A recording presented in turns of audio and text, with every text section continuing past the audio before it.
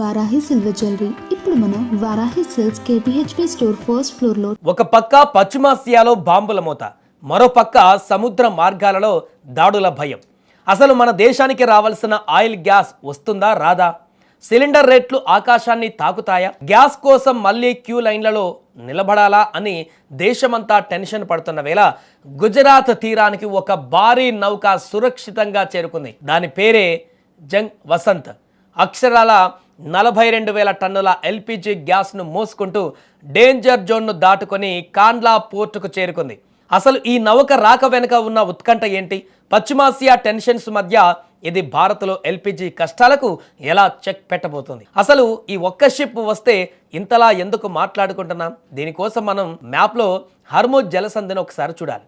ప్రపంచానికి కావలసిన ఆయిల్ గ్యాస్లో అత్యధిక శాతం ఈ సన్నటి సముద్ర మార్గం గుండానే వెళ్ళాలి.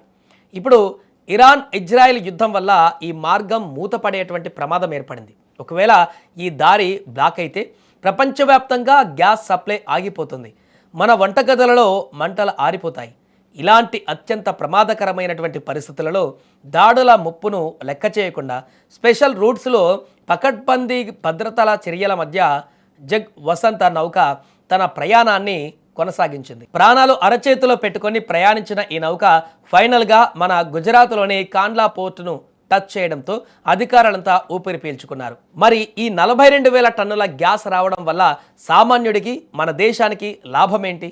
ఎలా గ్యాస్ కష్టాలకు చెక్ పడుతుందో ఒకసారి చూస్తే, ముందుగా సిలిండర్ల కొరతకు చెక్ పడుతుంది. ఈ ఒక్క నౌక తెచ్చిన గ్యాస్తో లక్షలాది గృహాలకు సిలిండర్ల సప్లైకి ఎలాంటి ఢోకా ఉండదు.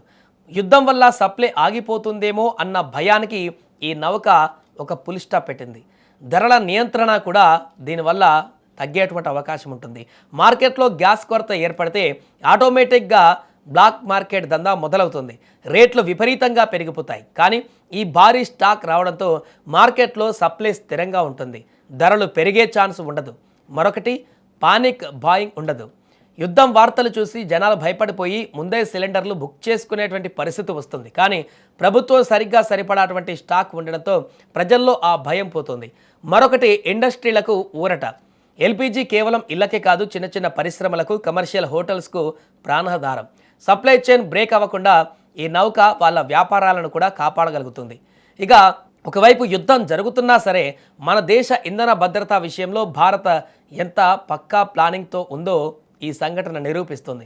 హార్ముజ్ జలసంధి లాంటి డేంజర్ జోన్స్లో కూడా మన సప్లై చైన్ను సేఫ్గా ఉంచుకోవడంలో మన వ్యూహాలు సక్సెస్ అయ్యాయి.